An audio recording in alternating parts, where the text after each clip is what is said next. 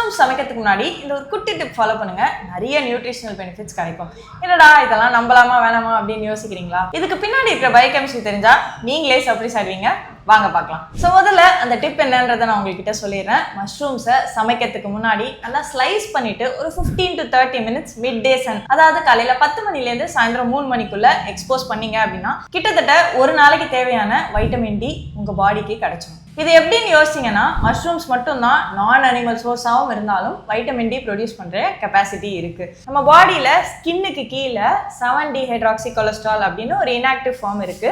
சன்லைட்லேருந்து UVB race நம்ம ஸ்கின்ல பட்டுச்சு அப்படின்னா அது வைட்டமின் D3 கன்வெர்ட் ஆகும். அதே மாதிரி மஷ்ரூம்ஸுடைய ஸ்கின்னுக்கு கீழே எர்கோஸ்டிரால் அப்படின்னு ஒன்று இருக்கு.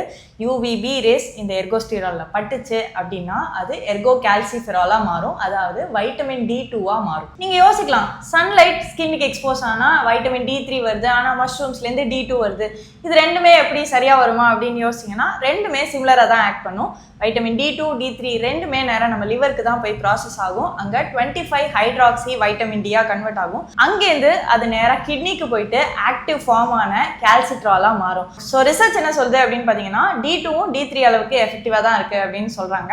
பட் அதனுடைய ஹாஃப் லைஃப்ல தான் டிஃப்ரென்ஸ் இருக்குது. D3 ரொம்ப நேரம் பிளட்ல இருக்கும், வேறஸ் D2 கம்மி நேரம் தான் பிளட்ல இருக்கும். அதனால தான் வைட்டமின் D3 சப்ளிமெண்டேஷன் பர்பஸ்க்கு யூஸ் பண்ணுறாங்க. அடுத்து யோசிக்கலாம், மஷ்ரூம்ஸை குக் பண்ணால் அதனுடைய நியூட்ரிஷன் போயிடுமா அப்படின்ட்டு. அப்படிலாம் இல்லைங்க. மஷ்ரூம் ஒரு ஃபேட் சால்யூபிள் வைட்டமின். ஸோ ஒரு ஸ்டேபிள் மாலிக்யூல் இருக்குது. இதை பாயில் பண்ணி சாப்பிட்றத விட லைட்டாக சாட்டே பண்ணி சாப்பிட்டீங்கன்னா அதனுடைய நியூட்ரிஷன் ப்ரிசர்வ் ஆகும். அண்ட் ரொம்ப ரொம்ப முக்கியம், உங்களுக்கு வைட்டமின் டி டெஃபிஷியன்சி இருக்குது அப்படின்னா டெய்லி மஷ்ரூம் மட்டும் சாப்பிட்டு நான் என் வைட்டமின் டியை சரி பண்ணிடுவேன் அப்படின்லாம் நினைக்காதீங்க. அதுக்குரிய சப்ளிமெண்டேஷனை உங்கள் டாக்டர் கிட்ட கேட்டு எடுத்துக்கோங்க.